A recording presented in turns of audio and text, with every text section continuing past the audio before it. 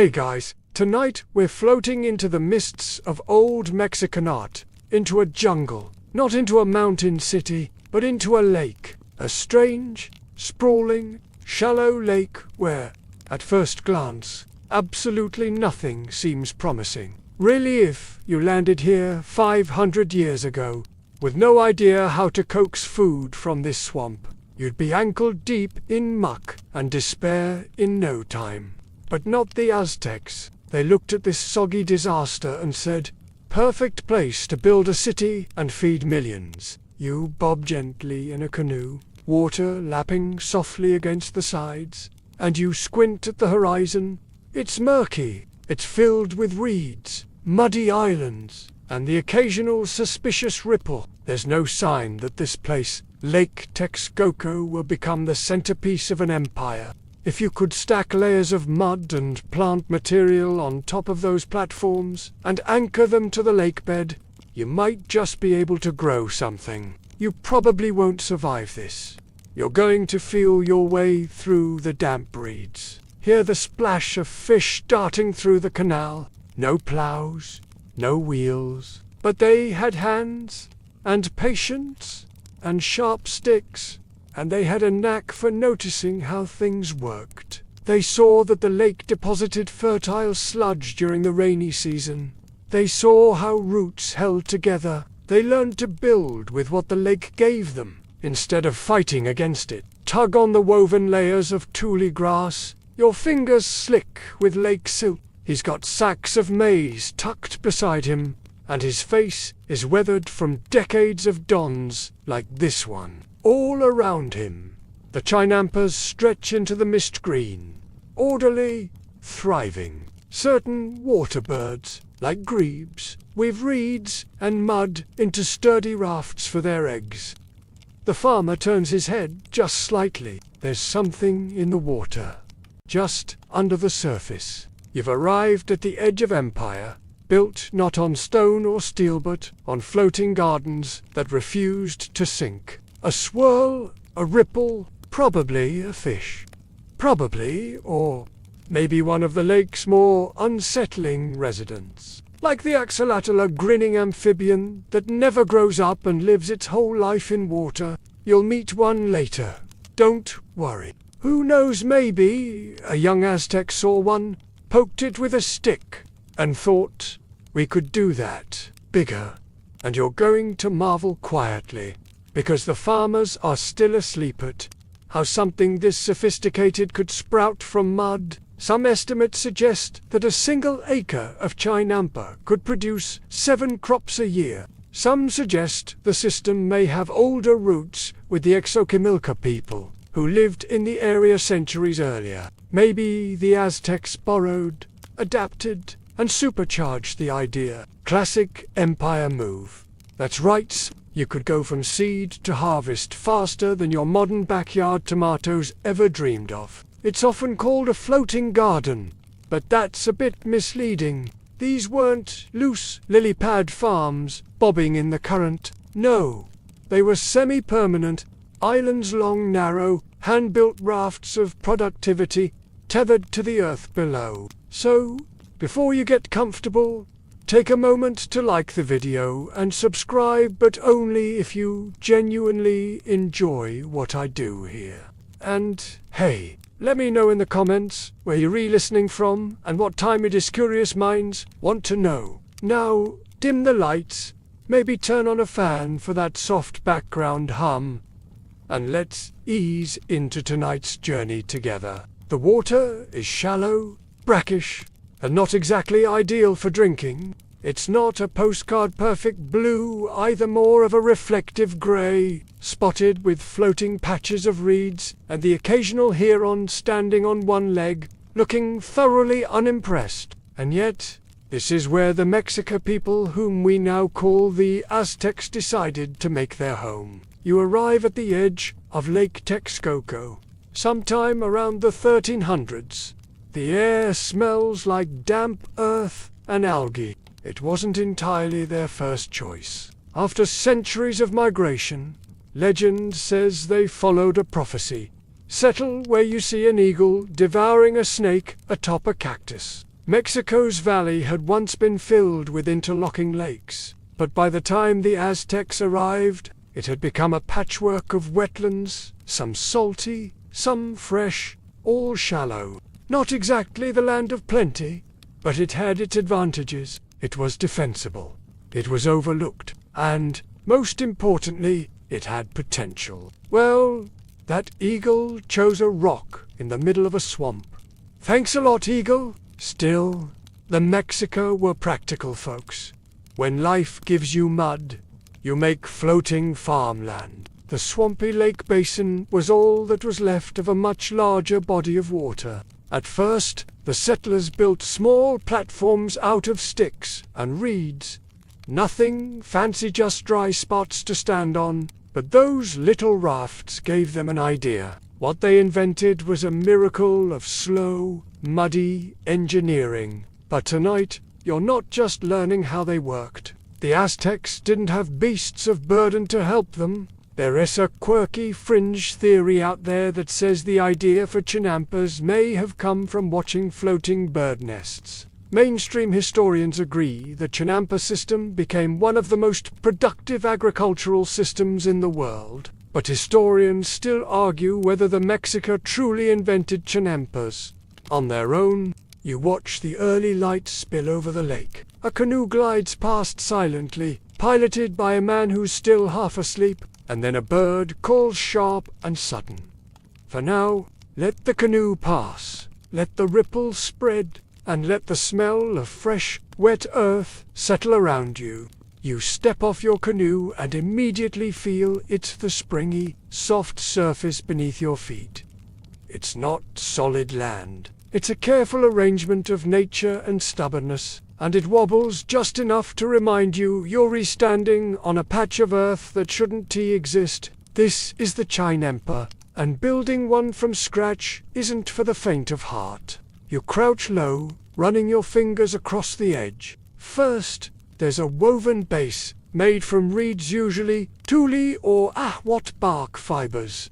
And the answer is, what dry land? Central Mexico wasn't exactly overflowing with empty fields. The Aztecs were surrounded by rival city-states, limited terrain, and a growing population. Lake farming was the only scalable option. They didn't choose the lake because it was ideal. They chose it because it was there. Willows, specifically, ahwats, tall and flexible, with roots that dug deep and held everything in place. Chinampas are usually rectangular, about 30 feet wide and maybe 100 to 300 feet long. The spacing between them is intentional, allowing just enough room for a small boat to glide through. The canals aren't an afterthought. They're the roads of this floating city. You can paddle from plot to plot, checking your beans, your tomatoes, your herbs, without ever touching solid ground. These trees weren't just decorative, they were essential. They kept the soil from washing away, shaded the crops. Each rectangle a miniature cosmos. Water below, earth in the middle, air above. And the tree at the edge pointing toward the heavens. It's poetic, if a little speculative. Historians still debate how much cosmology actually shaped the layout, or if it was mostly about maximizing space and yield. You don't need elaborate irrigation, just nature doing its quiet thing. That said, you do still have to manage the lake's moods. Stories of living chinampas that rearranged themselves overnight, of cursed fields where nothing would grow, of strange lights hovering above the reeds. It took weeks. Your back aches, your clothes are wet, your hands are stained dark from silt. But when you look around and see the first tiny sprouts pushing through the soil, when you watch the morning sun stretch its light across the surface of your new garden island, you understand something. This isn't just survival. It's stubborn, beautiful adaptation.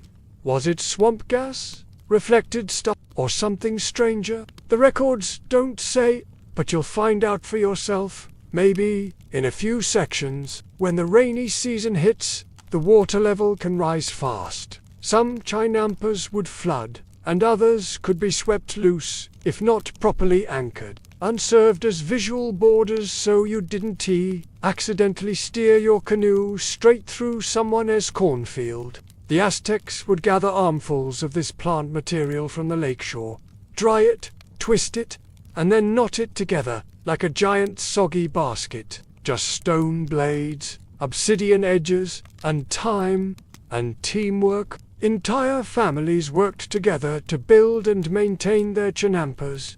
Children carried reeds, elders tended seedlings, everyone knew their plot. This is farming by lasagna. Smelly, damp, warm lasagna. Each layer adds structure and nutrients. The rot is the magic. The decay doesn't just break down, it transforms. So, the builders drove stakes through them, right into the lakebed. Long wooden posts, sometimes sharpened, sometimes forked, pushed deep into the muck. They acted like pegs, keeping the whole floating field from drifting away. It's like staking down a giant sleeping bag made of mud. The microbes get to work, converting dead reeds into living compost. This slow fermentation, if you will, is what makes the gardens so incredibly productive. You didn't just build a chinampa, you had to bless it, whisper chants. Offerings of maize flour, even tiny figurines of Tlaloc, the rain god, were sometimes buried in the soil for luck. You weren't just growing crops, you were inviting the gods to cooperate. Not decorative, not dainty, just good enough to hold together under pressure. And yet somehow it doesn't stink the way you expect it to. The breeze moves everything along, and the plants themselves seem to purify the air. There's something almost herbal about it, like basil and moss. It's not gross, earthy, honest. On top of that, they piled mud. Not any mud, no. They scooped rich, dark silt from the bottom of Lake Texcoco with wide, flat paddles. Think of it as ancient, organic sludge. It was heavy, wet, and stuck to your arms up to the elbow. Mixed with decaying lake vegetation and more reeds, this layer became the foundation for the soil that would feed a civilization. At this point, you might be thinking, why not just plant on dry land? Once you have the base built, you add more layers, alternating lake mud, rotting plants, and the occasional fishbone for good measure.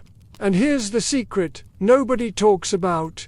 The smell. You've got compost, you've got lake sludge, you've got bird droppings. To reinforce the edges of the garden, the Aztecs planted trees. You notice something else. The layout is incredibly methodical. And because you're basically gardening on a sponge, watering isn't much of an issue. The roots draw water up naturally from below. Which brings us to anchoring. Chinampas don't just sit there, politely they want to float off. Now picture yourself doing all of this without metal tools. No iron spades, no industrial shovels. One curious detail. The Aztecs believed in the spiritual essence of the land. Here's where the fringe thinkers pop up again. Some argue that chinampas weren't just agriculture, they were symbolic representations of the universe. And then there are the myths, the whispered tales passed down by farmers. For now, you kneel in the center of your freshly built and it's just the beginning. You wake to a low creak and a splasher. Canoe bobbing gently against a woven dock. It's still early. The fog hasn't lifted. The sky hangs in pale grey silence, as if the sun hasn't made up its mind yet. You stretch your legs, step onto the chinampa you built yesterday, and feel that slight give beneath your feet. It's stable, but not like dry land. It's like standing on memory foam that's alive. Today's task: anchoring the chinampa so it doesn't drift away like a lazy raft on vacation. You grab a long, sharpened, pole-thick, sturdy, cut from a nearby ahwat tree. The point is blackened slightly at the end from being fired in a small flame, which hardens the tip. That's your tool. No nails, No concrete, no GPS, coordinates, just this pole, and your own determination to pin a giant, soggy garden in place. Winds could stir it up, especially during the rainy season, each with its own borders, canals, and attached canoe landing. That's your morning. By midday, your back is toast. Entire unanchored gardens could drift into each other, tangle like wet spaghetti, and create giant vegetable whirlpools. Great egrets, herons, ducks. Lake Texcoco is a bird paradise. Some of them fish for their breakfast in the canals. Others perch on the edges of the chinampas, like judges at a strange farming competition. You nod to them, exchange a few sleepy jokes. Someone offers you a roasted chili wrapped in a corn leaf. It's hot, it's messy, and it tastes like you've earned it. Here, the anchoring is trickier. The soil is softer. You decide to plant another ahwat tree instead of a pole. That's a trick passed down from older. The tree's roots will grow deep and wide, anchoring more securely than any stick ever could. You can see other chinampas stretching across the water like dark green quilt squares. These gardens aren't isolated. They connect through water, through trees, through trade, through morning routines that feel older than time. You hear the calls of vendors paddling between gardens, offering salt, tools, gossip. Someone's kid has fallen in again. Another farmer swears his tomatoes grew 2 inches overnight, and a priest is paddling through eyes half closed, scattering flower petals and murmuring blessings. Plus, it provides shade. Shade means less evaporation. Not with wind, not with waves, with purpose. Some say the lake itself is alive, not in a grand religious sense, but in the way of things done with care, passed through generations. You step back and admire your work, that it remembers what was once here. Entire city ruins lie submerged beneath the surface. Some even claim that on moonless nights, you can hear drums beneath the water, which sounds funny until it's your year's crop being swept out to sea. You press the point into the reed mat along the chinampa's edge, then drive it downward with your body weight. The lake bed isn't far, maybe 4 or 5 feet beneath the surface, but the muck isn't cooperative. It sucks at the pole, it pushes back. Interwoven trunks, bent deliberately over time, would create natural barriers, a sort of living wall. This practice faded over centuries, but left behind the occasional gnarly tree in odd places that defy normal growth.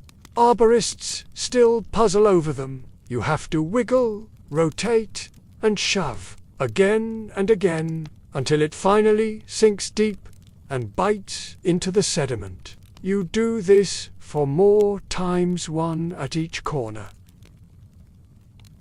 This is anchoring, and it works. The poles do more than just hold the garden still. Over time, they help fuse the structure to the lake itself. Roots grow around them. Soil compacted. Some chinampas may have been reinforced with woven mats sunk beneath them, acting like underwater hammocks to add tension and strength. It's possible we're only scratching the surface of how complex their engineering was. The island becomes part of the lake, and yet still distinct from it. Eventually, some chinampas become so stable that they seem like natural land until a heavy rain lifts a corner and the illusion breaks. Historians still argue whether these anchors were always wooden stakes, or sometimes included rock weights or even submerged clay baskets. And let's not forget the water currents. Lake Texcoco wasn't exactly a babbling brook. Now imagine you're not just anchoring 1 chinampa, but a dozen. Still, you're not alone out here. Other farmers are anchoring their plots, too, some older, some younger, all equally muddy. To distract yourself from your sore muscles, you start counting the birds. And occasionally, someone claims to see something else. There are whispered rumors about the lake spirits, Old farmers say that if you don't anchor your canampa properly, the lake will take it back. Okay? Maybe that's just the sound of frogs. Really aggressive frogs. You paddle over to the far edge of your garden. You dig a shallow hole, nestle the sapling inside, and pack the mud around it.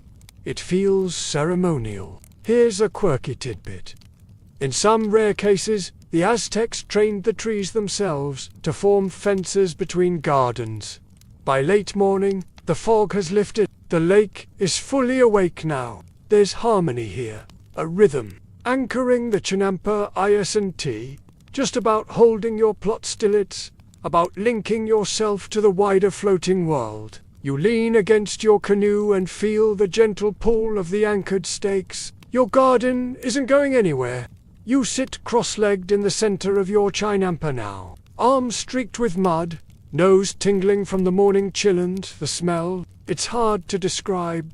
Rich, thick, like the inside of a compost heap, but with a hint of minty lakeweed and maybe fish, because buried in the soil beneath you is the Aztecs' best-kept secret: rot. You start by layering decayed vegetation, harvested reeds, and lake-bottom muck.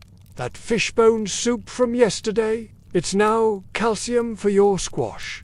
The dead reeds floating along the shore. Perfect nitrogen boosters. Even the algae coating your canoe can be scooped, dried, and mixed into the compost heap. Then you add, well, whatever you've got. Fish guts, duck feathers, crushed snail shells, broken corn cobs, even the scraps of last night's dinner.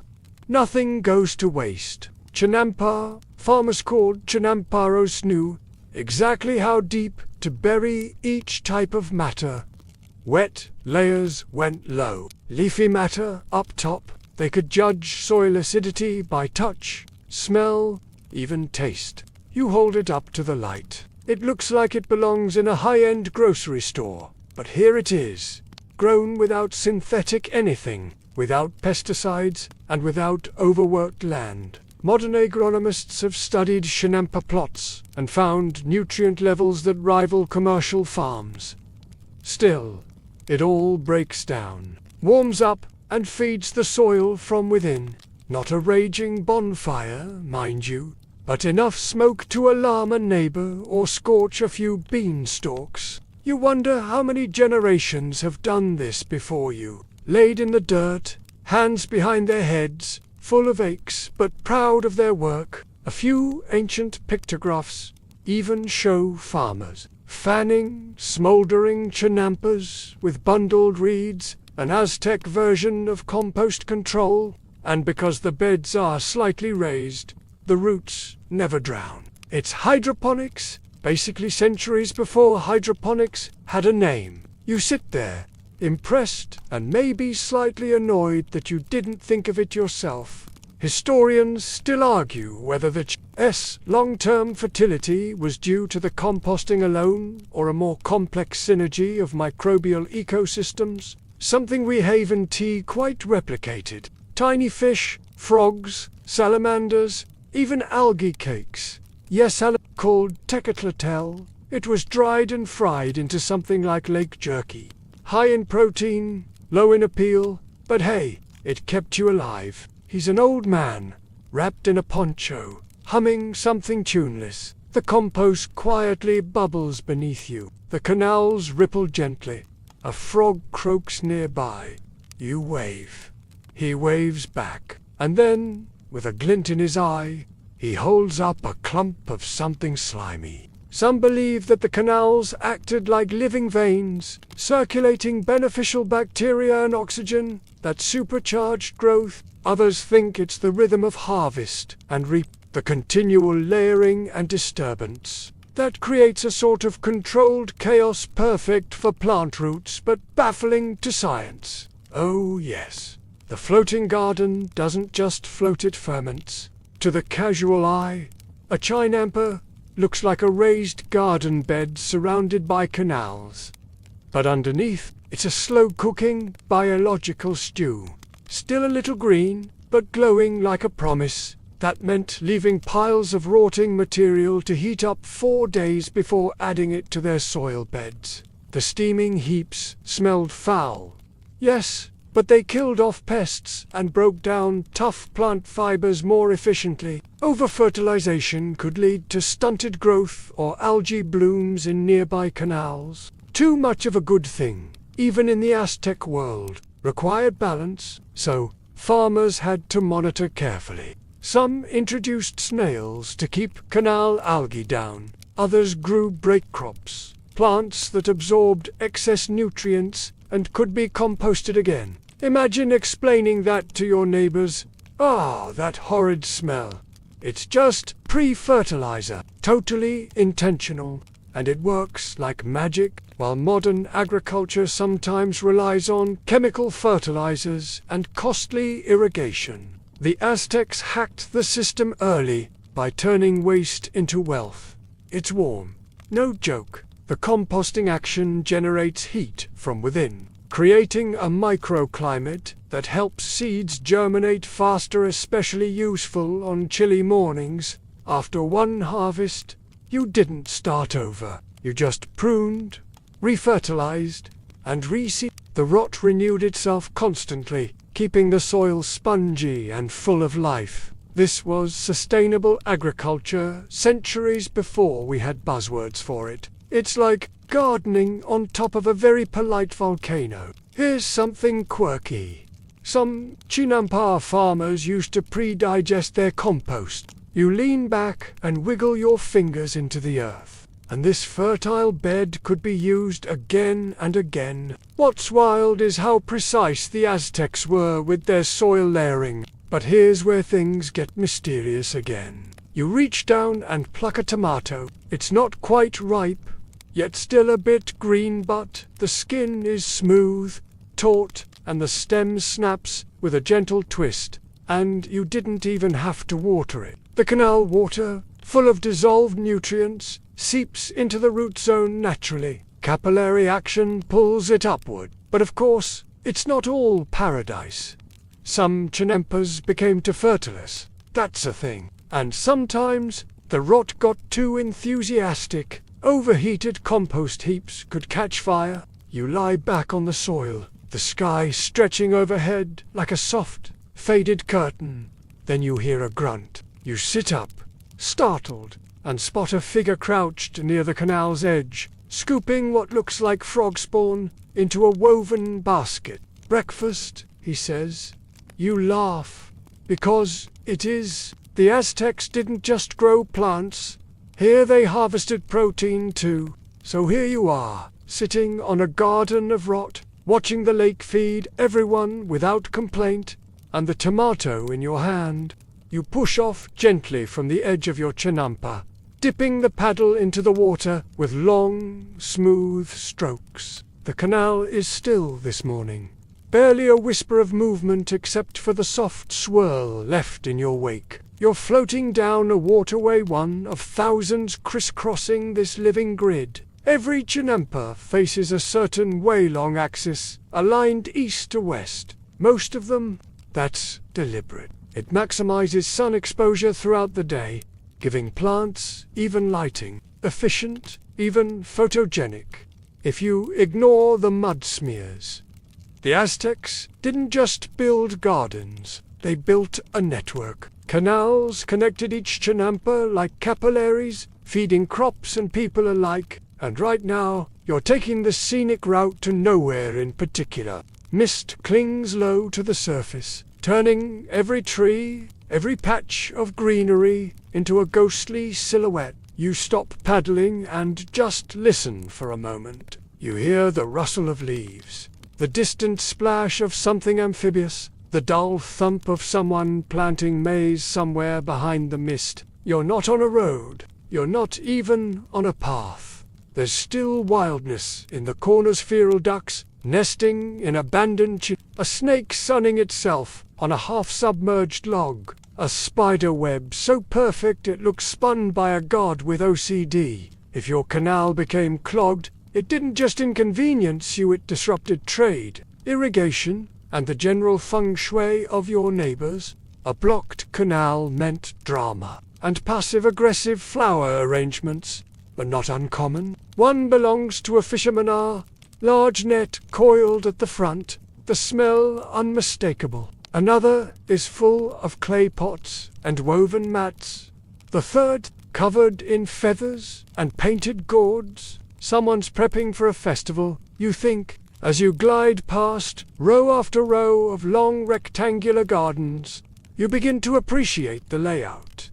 It's not random, it's not chaotic. On it sits a statue, crude clay figure with wide eyes and outstretched hands, an offering, maybe to the lake, maybe to the ancestors. It bobs slightly as you pass, spinning slowly, watching you with that fixed, unsettling stare. You haven't needed to, because this isn't land you're living on, it's something better. Others are wide, lazy, perfect for reflection. This world, this floating world, feels like something out of a dream, suspended between water and sky, history and myth, anchored just enough to seem real. You find your favorite and let the current do the work. The gardens on either side are lush rows of maize standing tall, squash creeping along the edges, chili peppers hanging like little red lanterns. Occasionally, someone stands knee-deep in mud,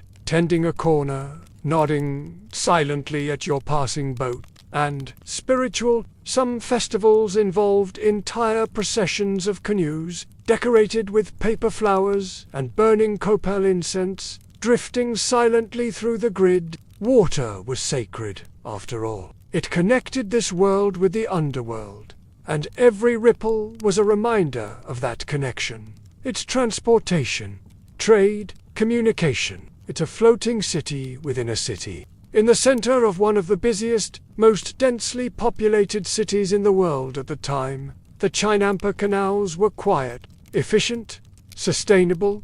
Some modern scholars have argued that this system supported up to 200,000 people and around, with food production happening right there in the watery suburbs. No food, miles, no pollution, just paddle and pluck. It's a landing docker resting point. Sometimes a mini-market, sometimes just a place to stretch your legs. Right now, it hosts two boys arguing over a basket of limes. It's hard to say, because after the Spanish conquest, many canals were filled in or drained. And with Mexico City growing atop the ruins, archaeologists had to play a long game of hide-and-seek. You paddle by slowly, catching only fragments of their bickering.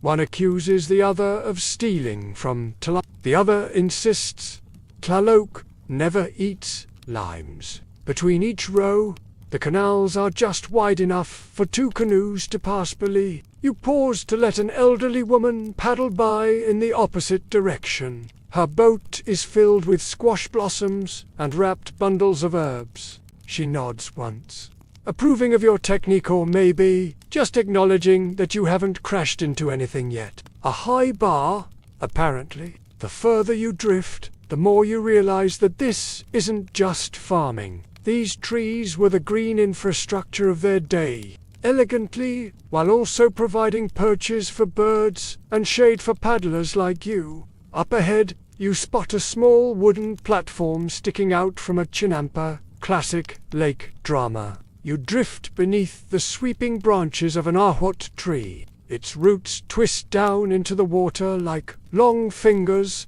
anchoring the Chinampa and filtering runoff. And they whisper, not literally, but when the wind moves through their thin leaves, it sounds like they're telling secrets. This is not the wilderness. It's curated, tamed, but only slightly. Here is a fun tidbit. The Aztecs had specialized canal cleaners, essentially lake janitors who rode through the system with long-handled nets, scooping debris and algae to keep everything flowing. The canals weren't just practical, they were scenic, and you can't help but notice how peaceful it feels out here. Historians still debate whether the entire valley was fully gridded like this, or if Chinampas existed only in select lake zones. You pass a larger dock now, where 3 canoes are tied off. Then you notice each canal has a rhythm. Some are fast and narrow, where paddling is more of a workout. And just as you think you've seen it all, you spot something odd. A perfectly round platform of reeds, floating loosely, untethered. You shiver not from fear, but from the strangeness of it all. And as you turn your canoe toward home, you realize you haven't touched land all morning. It's land that floats. You glide your canoe toward a patch of green that looks especially tidy, neat rows, no overgrowth, and a telltale whiff of roasted chilies drifting through the air. Time to take a break and poke around the Aztec grocery section. What exactly did these floating gardens grow? Corn. Of course, maize was the backbone of it all. Tall, rustling stalks form the bulk of the crop here, planted in orderly rows and leaning slightly in the breeze, as if eavesdropping on their neighbors. You pull up alongside a chinampa, so loaded with produce, it looks like a farmer's market that sprouted directly from the water. You walk slowly between the rows. Underfoot, the soil is springy, alive. You step out and immediately feel the difference. This chinampa is dry, on top bone dry, and yet, just below the surface, it's damp and pliant. Perfect growing conditions. To your left, a stand of amaranth, a grain with tiny red blossoms, almost too pretty to eat, but they did. Short, glossy leaves, with peppers hanging like ornaments, green, red, orange, some no bigger than your pinky, others long and curling like angry karmas, large and fragrant, used for wrapping meats, and even wild garlic poking its head up like it has something to say. One touch to the eye and you're out of commission for a week. Packed with protein, used for ceremonial doughs, and sometimes shaped into edible idols. Talk about mixing faith and carbs. A little further in, you spot chili plants. Next up, tomato, small and round, nestled among low vines. These amphibians were once abundant in the lake system, swimming between chinampas and delighting or horrifying passers-by. They regenerate limbs. They breathe through their skin. They look like science projects with personality disorders, and they were food, nutritious, soft, apparently somewhat fishy. The Aztecs called them Atl-Zalatal, named after a god who transformed to escape death. The kind of tomatoes that make your average grocery store tomato look like a sad water balloon. Either way, biodiversity was the name of the game. Chinampas weren't monoculture farms. They were micro-ecosystems, buzzing with insects, birds, amphibians, and the occasional small mammal. You lean forward and catch the tail end of a frog as it dives under Medici too. Certain chinampas cultivated plants, like clout, a vine used for coughs, and chicolotti. And yes, they grew the kind of herbs that made you see stars and talk to your ancestors, not for parties, for rituals, dreams, visions, or, let's be honest, a little recreational time. Aztec farmers used techniques like crop rotation, interplanting strong-scented herbs, and releasing ducks into the canals. Wise words. The ducks ate bugs and fertilized the water. One except the bugs. That's no garden pest. That's dinner. Frogs were part of the ecosystem here, and Aztecs didn't turn up their noses at amphibian protein. For ritual, marigolds, cosmos, dahlias, all grown in rows, just as carefully as maize. Some were dried and sold at market, others offered in temples, or woven into garlands for feasts. You pluck one orange, sun-bright, absurdly fragrant, and it leaves a yellow smudge on your fingers. A stain that says, someone cared enough to plant this, even if it can't feed a soul. These wet environments attracted bugs like a buffet. Farmers got used to bite some, even smeared mashed herbs or lake mud on their arms as natural repellent. A frog croaks somewhere nearby. The air smells like crushed basil and wet wood. Your stomach rumbles. But more than that, you feel something else. Their vines sprawl freely, yellow flowers wide open to the sky. Bees hum busily, darting in and out. The flowers are edible too. By the way, stuffed, grilled, or tossed into soups, nothing wasted. And if that didn't work, well, a toad in your pocket was thought to bring luck and keep mosquitoes away. We'll file that one under unverified folk science. Roast it, skewer it, fry it with herbs. If it moved and it was edible, it ended up on someone's plate. The pest charm stone, a small carved amulet buried in garden corners, said to drive away crop-ruining insects. No one's sure if it worked. But hey, it gave people hope. And farmers need hope almost as much as sunlight. Juicy, sweet, sometimes a little sour. You pluck one, sniff it. It smells like sunshine and dirt. You resist the urge to bite. Also tucked into the chinampa's corners are herbs. Episode, with its funky licorice meets gasoline aroma. Hoja, Santa, the sacred leaf. But wait, it wasn't just plants. You hear a faint splash, you freeze. There it is again. From one of the canals slinking between chinampas comes a wet plop. Then there's the yes, the weird little creature with external gills and a permanent smile. Historians still debate whether the chinampa system actively encouraged aquatic species to flourish, or if it simply didn't interfere. Speaking of pests, you swat at a mosquito, then another. Chinampas may have been ingenious, but they weren't mosquito-free. There were real pests, too. Caterpillars, beetles, aphids. One curious tactic. You crouch and run your hand over a patch of blooming squash. That's the real genius. Here not just growing food, but growing everything. There's a joke among chinamparos, passed down quietly. If you can eat it, sell it, or make your cousin hallucinate with it, plant it. Then there are the flowers.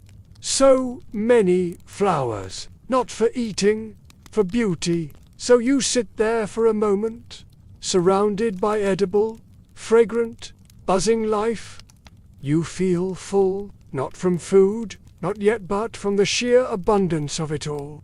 The sky is still a sleepy blue as you paddle gently through the water, the surface catching streaks of pink light. You're not in a hurry. No one is. The life of a floating farmer isn't glamorous, but it is oddly soothing. Every family has their own paddle, worn smooth over time, sometimes carved with initials, animal symbols, or if you're feeling cheeky, a stylized frog doing cartwheels. You grip yours, feeling the calluses in your palms settle into their usual grooves. The day starts not with the ring of an alarm, but with the soft plop of a bird diving into the canal, or the distant splash of someone else already harvesting beans. The world out here doesn't run on clocks, it runs on sunrises, the mood of the lake, and how long it takes you to find your paddle because someone used it as a tomato steak again. You arrive at your chinampa, mist still curling off the canal like breath from an old storyteller,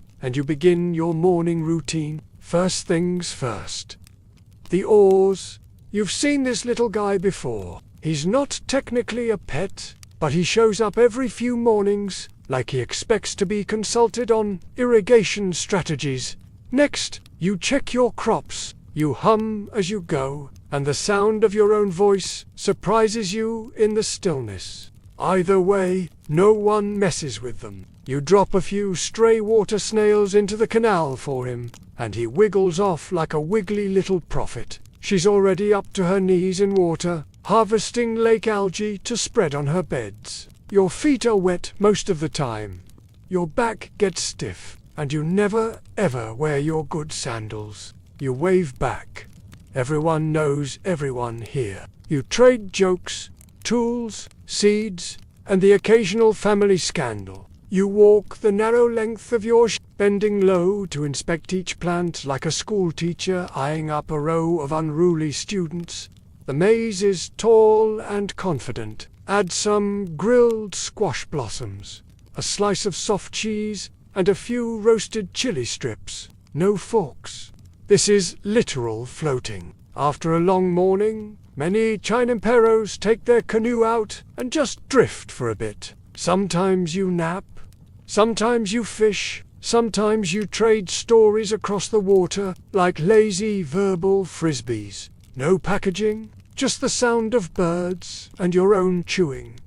The squash plants look smug, but the beans are dramatic today. Some records suggest they paid tribute, owed military service, and lived under the watchful gaze of tax collectors. Others claim Chinamperos had relative independence, especially in smaller lake communities. The truth, as always, likely floats somewhere in between. One stalk has flopped over like it just gave up on life. Bits of floating reeds, a few runaway corn husks, and a very angry water beetle. It's thankless work, but it keeps your Chinampa neat and your neighbors happy. Or the teenage girl who sings to her tomatazan gets double the harvest. You lean on your paddle and admire your little green empire. Or that a farmer found perfect circles burned into his squash field, and now everyone thinks the gods are drawing spirals. And when lunchtime comes around, you pluck your meal right from the earth. No money changes hands. Just a sharp obsidian blade and a well-earned appetite. You gently prop it back up with a cane and whisper an encouraging threat. Not metaphorically, actually. Inhale and exhale, that the soil rises and falls, ever so slightly, like lungs. No one's proven it, of course. But on still nights, when the mist hugs the ground and the stars reflect off the water like a second sky, it's hard not to believe. And there, lounging by the canal's edge like he owns the place, is the act. He's pinkish, about the length of your hand, with feathery gills that twitch as he blinks at you with that unsettlingly calm smile. You squat and nod at him.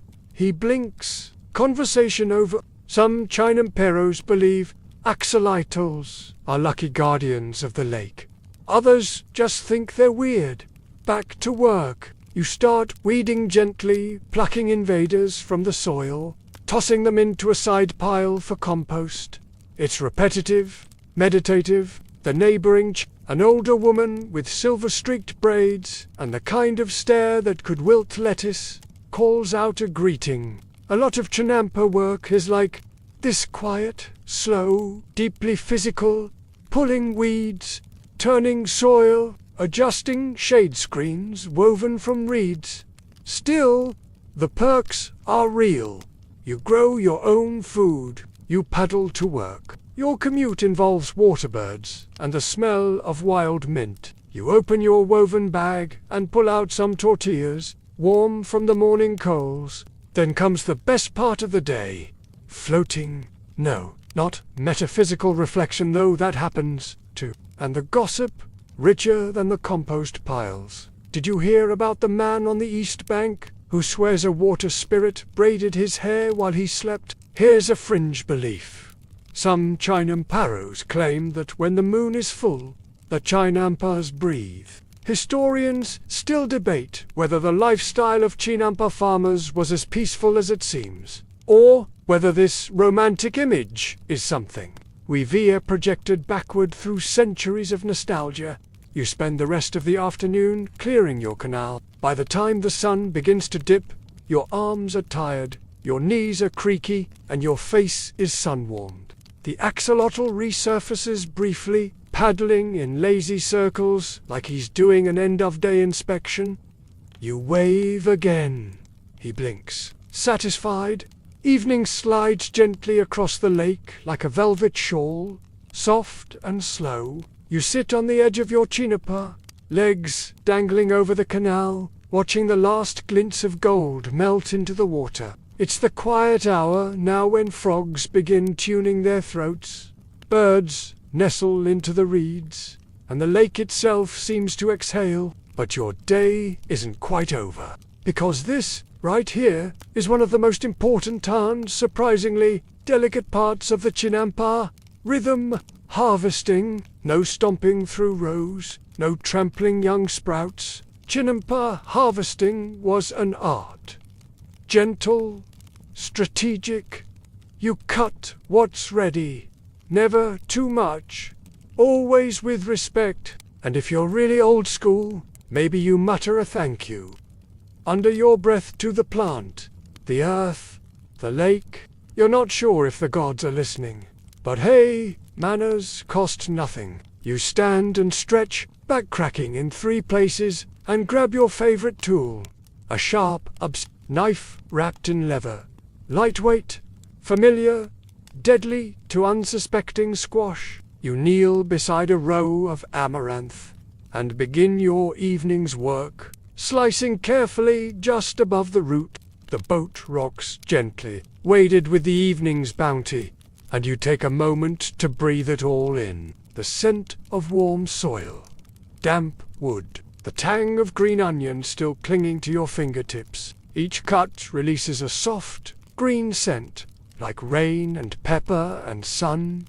You paddle past one now. A flickering flame dances behind a curtain of leaves, but it could be Exochipoli, the god of flowers and feasting. Some think it was deeply woven into daily life, with prayers and rituals marking each planting, harvest, and storm. Others believe much of the spiritual weight stayed in the temples of, leaving farmers to do what farmers do best quietly, mutter curses at uncooperative squash, or Chukumkotl, the maize goddess. They're all welcome, really. Any divine being willing to bless a few more tomatoes is fine by you. A clay pot steams. A few flower petals float in the water nearby, drifting in slow spirals. Aztec farmers didn't just yank things out of the ground. Across the lake, just beyond a screen of trees, a low thump rises and falls. A celebration. Maybe a ceremony, or one of those private rituals the priests still practice. Even out here among the you gather squash blossoms, fat tomatoes, a handful of wild cilantro, and a curious yellow fruit that smells like pineapple, but bites back with a tart snap. It's lit by torches, low and flickering. They share theirs. Everyone contributes something. Some nights, it's simple grilled vegetables, fresh tortillas, and laughter. Other nights, it's serious offerings burned, names whispered, prayers said. A child dances in slow circles, trailing flower petals. The lake reflects it all, duplicating the scene with perfect stillness. A fire crackles at the center, and the smell of roasting maize mingles with wood smoke. Someone hands you a woven cup. You sip pulque, the fermented agave drink with the personality of a drunk cactus. It's sour, it's fizzy, it's tradition. It's called tomatillo, and it's going in tomorrow's stew. As you move through the garden, you notice something unusual. A patch of maize that's been flattened, stalks broken and leaves curled. You frown. Not wind, not a careless step. You lean closer. Teeth marks. Your hands still smell like basil and whetstone. Your back aches. Your feet are damp, but your chinampa is thriving. Your canals are clear, and the stars are beginning to wake. You tie strips of dried chili to flutter in the breeze. You plant mint around the borders to confuse the more delicate noses. One night, not long ago, you spotted a light no. 3 lights hovering, low over a patch of reeds. Not fire, not stars, just floating, shimmering spheres that winked out the moment you moved toward them. And if that doesn't work, you leave out a small a few beans, hoping the gods of nibbling creatures will be satisfied and not bring the whole extended rodent family next time. Probably a coati, or maybe one of those bold swamp rabbits with no respect for fences. You sigh. You can't blame them. You live in paradise. Why wouldn't they want in? Little ones, this is part of Chinampa life, navigating the blurred boundary between farm and wild. You don't fight it, you adapt. As the shadows stretch longer, you haul your harvest into your canoe, and then drums, faint, rhythmic, distant but unmistakable. You turn your head toward the sound. Some families have altars built right onto their gardens, small stone platforms, usually shaded by trees. You wonder who they're honoring. Tlaloc, probably the rain god. He gets a lot of attention out here. Historians still debate how personal religion was for Chinapa farmers. You're in the first camp, because you've seen too many strange things on this lake to believe it as just dirt and water. Take the glowing orbs, for instance. You pause your paddling, glance to the left, and remember it. You told your neighbor. She said she saw them too, and she swore her crops grew double that week. Coincidence? Maybe. But you still glance over your shoulder now and then, just in case the orbs come back. You arrive at your family's main platform, a larger, anchored structure shared by a few neighboring You share your harvest. Tonight is somewhere in between. Someone's uncle plays a flute made of bone. You sit beside the fire, chin resting on your knees, eyes heavy. The world tilts gently on its watery axis, and you float right with it. Morning returns with the sound of water slapping gently against your canoe. The sun hasn't fully cracked the horizon yet, but the lake is already glowing washed in the pale peach light of a new day. You sit in your boat, drifting lazily, sipping at a cup of hot atto, the thick corn drink warming your hands. The fire's gone out, your hair smells like smoke, and you've got at least 2 mosquito bites that weren't there yesterday. But you're not thinking about those. Not too little. The entire Lake Siscamilco, Lake Calco, and the rest worked like a series of bathtubs with slightly leaky walls. If one filled too fast, the others compensated. The Aztecs built dikes, sluices, and aqueducts to direct water, trap fresh rain, and even block salty intrusion from Lake Texcoco's brackish depths. You're thinking about how this entire world works, not just as a garden or a village, but as a system. It's just a row of stone stumps now.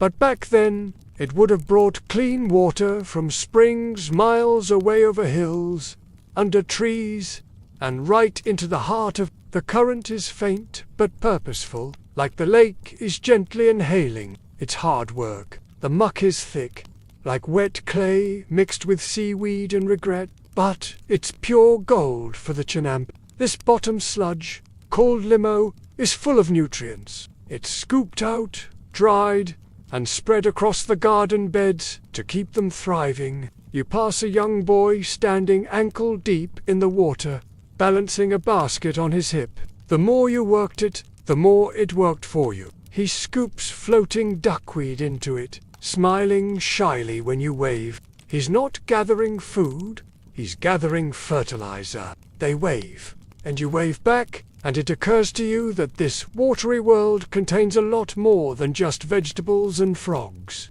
It contains livelihoods, stacked like layers each, floating atop the other. The duckweed will dry into green flakes, perfect for sprinkling between tomato rows. The tree anchoring it still stands, but the rows are overgrown, the soil broken, the canal nearly choked with lilies. When a bed became too saturated or collapsed in, it wasn't abandoned, but they also endure.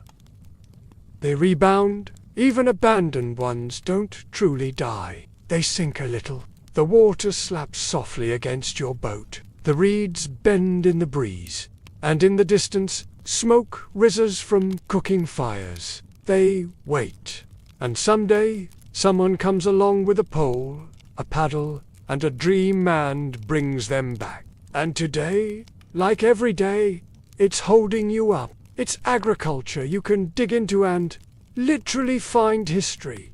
It was rebuilt. Fresh red mats, fresh mud, fresh poles, like geological pancakes, one stacked on another until the whole thing became impossibly thick and ancient feeling. The lake system was big, but not big enough to ignore basic sanitation, because Chinampas weren't just clever patches of floating soil. The answer, frustratingly, is probably all three. They were part of a larger hydrological machine, and it's time you understood how the water flowed. You paddle slowly, heading northward. The canals branch and loop like veins, and you start to notice something odd. They aren't all the same size. Overhead, a heron flaps past in a lazy, uneven pattern. You can see its reflection in the water, perfect and upside down. And for a moment, it feels like you're in two worlds, one above, one below both, stitched together by this miracle of muddy geometry. It's overgrown, sure, but still doing its job. Not table salt. This stuff was sharp, flaky, slightly bitter. It had to be carefully harvested, packed, and traded. Salt wasn't just a seasoning. It was currency, preservation, medicine, magic. It separates fresh water from the more alkaline sections of the lake, protecting the Chinampas from disaster. Some are narrow, quiet, barely big enough for a canoe. Others are wider, busier, more structured. That's because some were for transport, while others were strictly for irrigation. Water had to be managed. Not too much. You pass one of these dikes, now an earthen barrier rising a few feet above the water, lined with stone and tree roots. Historians still argue whether these dikes were originally designed to control flooding, prevent saltwater incursion, or regulate canal depth for boat traffic. There's even a tale of one mighty dike built under the leadership of philosopher King of Texcoco himself, so advanced it divided the lake in half and took years to complete. Part engineering marvel, part political flex, and part desperate response to a growing problem: salty water creeping into farmland.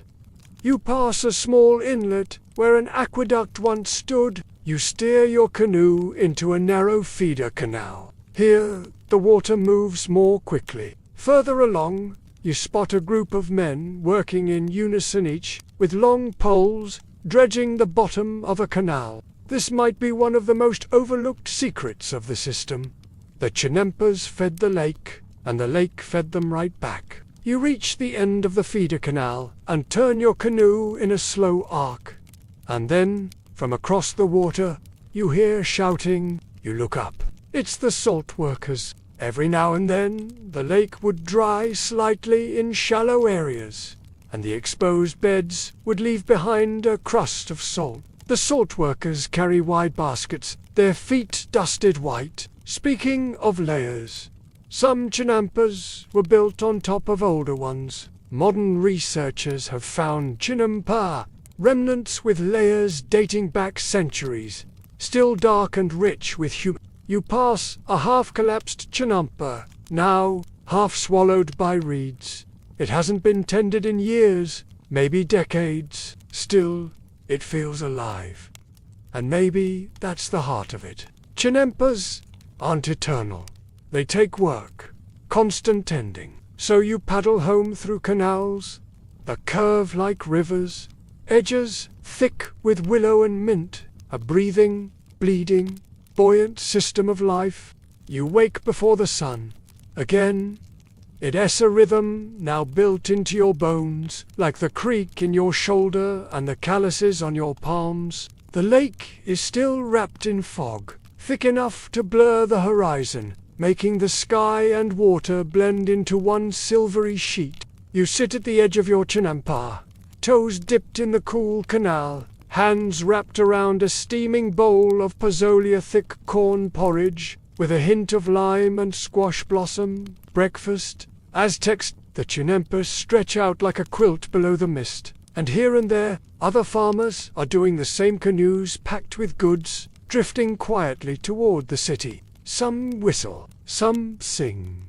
One old man in a wide straw hat is chanting what sounds suspiciously like a love song to his avocados. You're not in a rush, because today's not about crops or canals or frogs. Today is market day. You load up your canoe with care. The produce is fresh tight bundles of herbs, tied with maguey string, gourds filled with dried maize, a small net of shiny tomatoes. There are stalls for everything. Obsidian knives, carved gourds, dried insects, sandals made from yucca fiber, and amulets that definitely look cursed. She nods to you, eyes your tomato net, and gives an approving grunt. In this market, approval is gold. You spot one booth selling nothing but feathers, bright ones, soft ones, spiky ones, all shimmering in the sunlight like someone captured the rainbow and made it flammable. The squash blossoms go in the center bright, and the maize lines the edge in neat bundles. One man in feathered robes buys your whole stack of chilternate stones, without a word, just a nod, and a handful of cacao beans, the universal Aztec currency. You pocket them in your sash and allow yourself a small, smug smile. You place a marigold garland across the front, because aesthetics matter, even when you're selling tubers, and a stack of flat stones, smeared with thick, green chilternate paste. You've also got flowers, bright marigolds and purple cosmos, bundled so perfectly they look like something a modern influencer would cry over on Instagram. That one's smiling, one laughs. You wink and tell them it's because he knows he's delicious. They shriek and run. Try cheating someone, and you could end up in the stocks or worse, subjected to a shame dance, which is as humiliating as it sounds. Then you sit back and sip from a small cup of cacao. Atelier, thick and spicy and bitter in all the right ways. The woman next to you leans in and whispers, "Did you hear? The priestess on the North Canal had twins, and both were born during the lunar eclipse." You gather your few remaining goods and paddle back through the canals, heavy with stories and lightly. Certain herbs were believed to open the mind, induce visions, or allow contact with ancestors. You pass one such vendor, now a woman, in layered robes with silver charms in her hair. Her table is covered in dried flowers, bone powder, and leaves so pungent your eyes water as you pass. Mission accomplished. Your paddle strokes are smooth and steady as you guide your craft through the winding canal path. Others are already unloading. You see women spreading woven mats to display their goods, arranging chilies by color, laying out tamales in little leaf bundles. Someone has a live axolotl in a basket, swimming in a shallow puddle like he knows he's being judged on presentation. Soon, the city begins to rise, not all at once. First, a few sandstone causeways in the distance, their tops barely visible above the fog. Then the towers, pyramid-shaped temples, market pavilions, great columns. Others believe the system had a kind of communal autonomy regulated by merchant guilds and watched over by a small army of market inspectors, known as Pochteka. Either way, the scale of commerce is staggering. Spanish accounts later claimed over 60,000 people passed through Tlatelolco on busy days. That's a music festival. Every morning, you enter Tlatelolco, the great central market, and it's overwhelming even for someone who's been here before. It's like if a mall, a town square, and a music festival all merged and forgot to turn the volume down. You pull in at the southern edge, where a special dock receives produce from the Shinapa. Aztec markets were organized chaos. Massive, loud, glorious. People are everywhere: buyers, sellers, traders, priests, beggars, poets. You steer your canoe into your regular spot, beside a woman who sells fermented cactus juice. You begin laying out your produce, carefully arranging by color, size, and desirability. People begin to trickle past, Some stop, some haggle. A group of young children passes by, pointing at your axolotl painting on a piece of bark. Markets weren't just about goods. They were social centers, too. You catch up with neighbors, swap seeds, share gossip. You raise an eyebrow. She's naming them after maize varieties. She adds, of course she is. Historians still argue about how centralized these markets were. Some say they were statron, strictly organized, with taxes collected and spies lurking in the crowd, and everything was tracked. Prices set by custom and logic, haggling aloud, but not chaos. By midday, your produce is mostly gone. You trade for a few luxury stone beads, new sandals, a pinch of vanilla bark, and here's something fringe. Some Chinampa farmers sold plants, not just for food or medicine, but for dreams. Your sexual dream enhancement. You think about buying something, then remember the last time you dreamed you married a duck. It was weird. The sun begins to dip, and the market starts to empty. The city fades behind you. The lake welcomes you home. The Chinampas wait, patient as always. You tie up your canoe, climb onto the soft, green soil, and exhale. Today, you didn't just float, you thrived. You awake to a sky smeared with pale orange, the dawn slipping quietly across the lake, like a secret. The Chinampas glisten with dew, each blade of grass and leaf sparkling like it's been dusted with tiny diamonds. You take a slow breath, the fresh, earthy scent filling your lungs, and step into your sandals-worn but reliable companions for a day of work. Today, you're focused on the tricky business of soil management.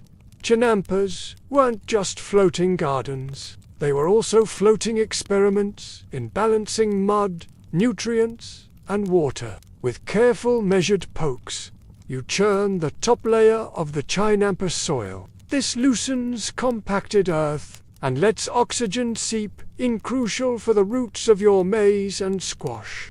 Over time, the soil could compact, lose fertility, or get water. Or did they have a sophisticated system of observation, passed down through generations? Ducks waddling nearby have been your little helpers, eating pests and providing manure without asking for a raise. These bundles aren't just for making mats or walls, they part of your Chinampa-S foundation. These little creatures are welcome guests, feeding on mosquitoes and other pesky insects. In fact, some Chinamperos considered certain ants beneficial. They protected plants by fending off harmful insects, effectively acting as tiny bodyguards. When a Chinampa starts to sink or break apart, you weave these reeds together to patch weak spots, creating a floating frame that holds the soil in place.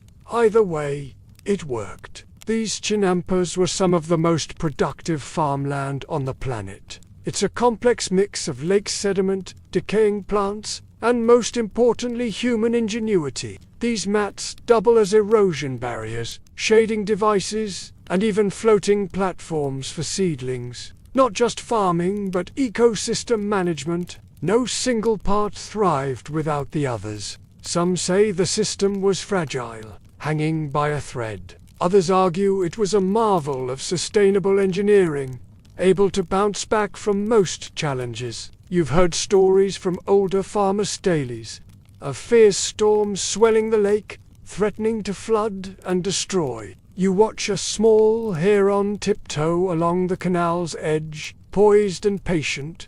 The sun climbs higher now, and you know there's still work to do. But for a moment, you just breathe. Of droughts that dried canals to mud and stranded boats, of political upheaval that sometimes turned the waters into battlegrounds. You wonder how many hands it takes to maintain this floating garden city. The answer is many, many hands. The Aztecs dredged nutrient-rich muck from the lake bottom and layered it on their gardens. The fish will make dinner tonight. The bugs, well, those might end up as snacks for the children. Protein was never far from the Chinampa table. This living compost kept their soil fertile, without needing to rotate crops like in other ancient farming systems. If you didn't fix that, your crops would sulk or worse. So your job is to tend to the soil itself. You start by inspecting the edges of your chinampa, where the roots of trees anchor the soil to the lake bed below. These willows and ahwats are more than decoration. They're living walls, preventing erosion and helping filter the water. Some of their fallen leaves settle into the mud, slowly decomposing and feeding the soil beneath your feet. Next, you grab a long wooden pole, its end sharpened like a giant toothpick. Here's the twist. The chinampa soil isn't just dirt. It's kind of like a giant green smoothie made of mud, leaves, and a bit of magic. Historians still debate how much the Aztecs understood about this soil management. Was it trial and error? You kneel beside a patch of soil and sprinkle on some dried duckweed flakes, which will act as a natural fertilizer. You also notice a pile of carefully stacked reeds. As you work, a dragonfly zips by, its wings shimmering like stained glass. It pauses briefly on a reed, then darts off again. Speaking of bugs, you spot a row of tiny, brightly colored ants marching across your squash leaves. They're not pests, you chuckle to yourself. Even the bugs have their own secret society. Nearby, a group of women is weaving red mats, their fingers deft and practiced. You pause to drink some cool water from a gourd and watch as a fisherman pulls a net from a canal, revealing a catch of small fish and water bugs. This interconnectedness, fish, plants, insects, people, was the secret to chinampa success. And yet, despite all this harmony, the chinampa life wasn't always easy. Historians still debate how resilient chinampas really were to natural disasters, and how much human intervention was needed to keep them alive. You lean back against a tree trunk, muscles tired but satisfied, because this floating patch of earth, mud, and life is more than a garden. It's a living testament to ingenuity, to persistence, and to the quiet power of nature held gently in human hands. You wake to the distant sound of drums, deep, rhythmic, like the heartbeat of the city itself. The smell of smoke drifts over the water, mixing with the scent of damp earth and blooming flowers. And harvest was marked by prayer, song, and sacrifice. You slip into your sandals and paddle toward a nearby where a small crowd gathers beneath a canopy woven from red and cloth. Today your chinampa life intersects with something bigger, ceremony. Some say they bound farmers together with a sense of sacred duty. Nearby, children weave marigold crowns, their laughter soft as the evening breeze. Others argue they were political tools wielded by priests to control resources. The Aztecs were masters of ritual, not just in the grand temples, but right here, among the floating gardens, where every planting corn tortillas, roasted squash, beans simmered with chili, and sweet cacao cakes fill the air with delicious promise. Stories are shared, songs sung, and for a few hours, worries drift away like smoke. They are about connection to the earth, the water, the gods, and each other. The priest, dressed in bright feathers and painted with blue and red stripes, holds a bowl of pulque, the fermented agave drink. He pours small offerings into the canal's edge liquid, thanks to the gods. His voice rises in chant, weaving ancient words that ripple over the water. The scent is rich, almost intoxicating. Locals say it clears the mind, invites visions, and even repels evil spirits. Because yes, chinampa farmers were a superstitious bunch.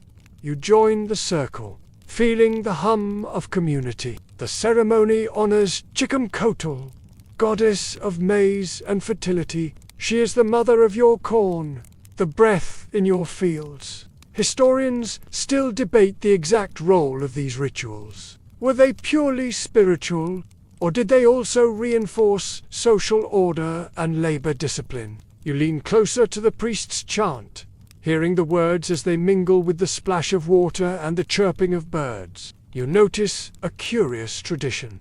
The burning of copal resin, a fragrant smoke said to carry prayers directly to the gods. One old woman offers you a small pouch of dried herbs, a mixture called said to bless crops and protect from blight. You accept, knowing that sometimes belief is as important as water or soil. As the sun sets, the ceremony fades into a communal feast. In the quiet moments, you look out over the Chinampas rows of green, stretching into the distance, each a small island of life floating on a vast, shimmering lake. You realize that these gardens aren't just about survival, and that, perhaps, is the greatest harvest of all. The morning mist curls like lazy smoke over the lake as you set out, your canoe slicing quietly through the glassy water. You've heard the rumors, whispers of change drifting in from the city, strange men in shining armor, horses clattering across stone causeways, and new gods whose names don't roll off your tongue. But today, you focus on the here and now. The word Chinampa roughly means floating garden, but it's far from simple floating dirt. These rafts were anchored with wooden stakes driven deep into the lake bed so they wouldn't drift away with the wind or current. The Chinampa system itself, you glide past, familiar bed's maze, waving proudly, tomatoes glowing red, flowers nodding gently, and you wonder how they were built in the first place. Imagine this. Layers upon layers of reeds, mud and branches woven together into a raft, sturdy enough to hold soil, crops, and even small trees. Their roots intertwine like fingers, forming a natural fence against erosion. Inside, layers of lake mud, algae, and decaying plants are piled high to create fertile soil. Building a Chinampa was a labor of love and a careful exercise in engineering. The water also acted as a natural temperature regulator, protecting plants from frost or heat. It's surprisingly resilient, bending without breaking your living foundation. Historians still argue about whether Chinampas were originally constructed over natural marsh islands or entirely These bits helped aerate the soil and improve drainage. Some evidence suggests the Aztecs reclaimed marshy lake beds, piling mud and vegetation to create new arable land. Others argue they built them from scratch, like giant floating platforms, using techniques lost to time. You run your hand over the thick mat of roots and reeds, feeling the spongy texture beneath your fingers. The process begins with planting willow sahwats along the edges to hold everything together. This soil is so rich, it practically hums with life. To keep the beds from sinking or washing away, farmers regularly dredged nutrient-rich mud from the lake bottom and replenished their This constant maintenance was essential. You notice small canals separating each Chinampa, allowing water to flow freely, keeping roots moist without drowning them. Then there's the curious use of trash. In a surprising twist, some Chinampa builders incorporated broken pottery shards, obsidian flakes, and even discarded animal bones into the soil mix. You smile at the thought, Aztecs recycling long before it was trendy. Of course, no system is perfect. Storms could tear apart the edges, floods could wash away seedlings, and droughts could parch the lake, leaving the Chinampas high and dry. Yet, despite these challenges, the system endured. It supported vast populations, feeding a city that stretched over the water like a jewel on a ring. And you are a small but vital part of this living tapestry, an artist and engineer, caretaker and dreamer, balancing on the edge of water and earth. The sun is dipping low again, painting the sky with streaks of burnt orange and lavender. when you find yourself drifting toward the stories beneath the surface. Not just the visible world of maize and flowers, but the myths, the legends, the whispered tales passed between chinamparrows, like secret seeds. You'll remember the one about the crocodile. It goes that long ago, before the Chinampas were built. The lake was home to giant crocodiles, fearsome creatures that ruled the waters and devoured anyone foolish enough to stray too close. Some elders still tell it on moonlit nights, embellishing details with every retelling. The people prayed for protection, and the gods answered with a promise. If they built gardens that floated on the water, the crocodiles would retreat, unable to reach them. The line between history and myth blurs like the fog over the canals. Whether this story is myth or memory, it lingers in the consciousness of the community. These teeth are kept as talismans, believed to ward off bad luck and stubborn weeds. Here is a quirky tidbit. Some Chinampa farmers claim to have found ancient crocodile teeth embedded in the soil beneath their gardens. Relics of a prehistoric lake monster's reign? Historians debate how much these tales reflect actual prehistoric fauna versus symbolic warnings encoded in oral tradition. The canals were filled in, the Chinampas neglected or destroyed, and a unique way of life nearly vanished. You also think about the hidden world beneath the water's surface, schools of fish darting through roots, the silent labor of microorganisms breaking down organic matter, the axolotls gliding like pink ghosts. You've heard that the lake's ecosystem was once so rich, so balanced.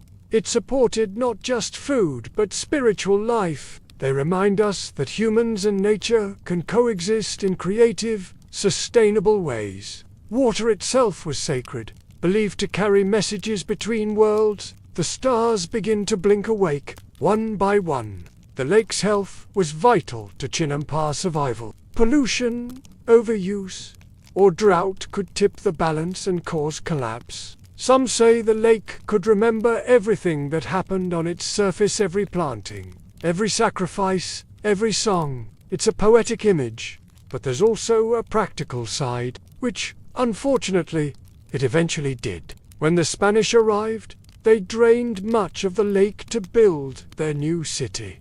But the legacy remained. Today, small pockets of Chinampas survive, protected and cherished as living museums. As twilight fades, you sit quietly on your Chinampa's edge, the water calm and reflective. You close your eyes and listen to the soft chorus of frogs and insects, a lullaby that has been sung for centuries. And you feel, deep down, that this floating garden, this fragile patch of earth, holds more than just plants. It holds stories, dreams, and hope.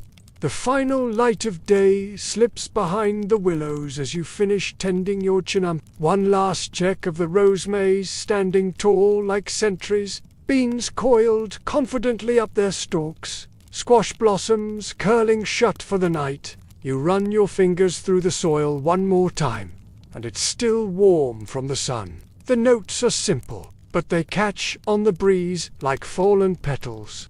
You don't recognize the tune, but it doesn't matter.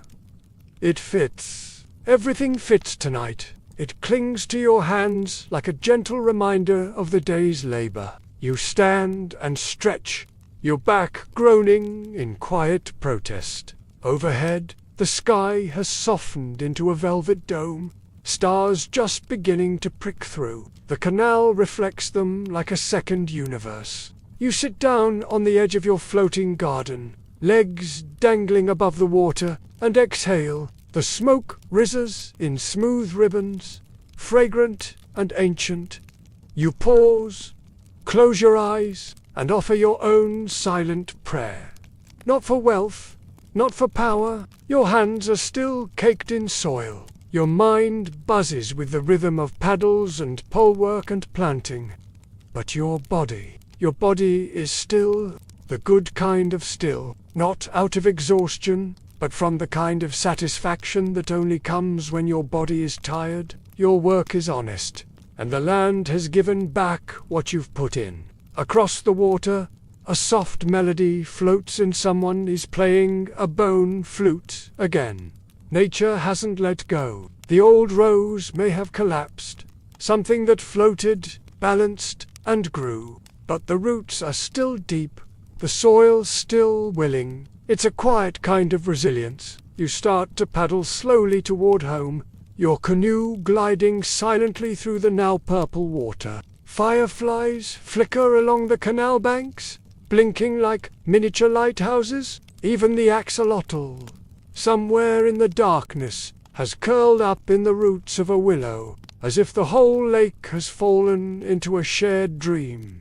You remember when you were a child, reaching out to catch them in your hands, convinced that if you held on long enough, they would tell you a secret. Back then, you thought chinampas were magic. And maybe you weren't entirely wrong. You drift past a half-sunken chinamapa, long abandoned, but even in disrepair. Wildflowers are blooming, they're yellow and white and soft pink. Let them loosen their grip and begin to drift, like lily pads freed from their roots, floating quietly across the still canals. And here's the truth. Chinampas weren't designed to last forever. They were designed to endure. Through storms, through drought, through time, you reach your own platform, tether the canoe, and step out, and your chinampa, faithful and floating, will still be here when morning comes. You don't light a torch tonight. You know the way by heart. The slow lap of water against the banks and the faint rustle of leaves brushing one another gently in their sleep. Let it sink gently into the mud below your floating bed. The dirt path is firm beneath your feet. Even though it floats, you can feel it flex, ever so slightly, as you walk the chinampa breathing with you. Your heartbeat slows, your breathing softens. Even your thoughts begin to dissolve into the hush. In the distance, you see a faint orange glow. Someone is burning copal again. Just for another good day on the water, you lie down on your woven mat beneath a small red shelter, watching the stars settle into place. And as the breeze drifts in across the lake cool, scented with mint and mud, you know you've been part of something vast and quiet and beautiful. A city fed by floating gardens, a system that pulsed with life, and you just one chinapero. But part of it all, you close your eyes. The water laps gently at the shore, and everything, at last, is at peace. Now, as the stars glide overhead and the night settles in fully, you allow your thoughts to soften. Your chinapa is silent now. The tools have been set down. The fire has faded to a soft ember glow. You lie back and listen, not for anything loud or urgent, but for the quiet chorus of night, the whisper of wind threading through the reeds. There is no hurry here, no noise from the city, no echo of voices, just you, wrapped in the stillness of earth, water, and sky. This world was built from care and patience. So allow yourself to feel cared for, to let go of the weight you've carried today. You are safe here. You are steady. And tonight, you are exactly where you're meant to be. So rest easy now. The lake is watching. The stars are listening. Good night.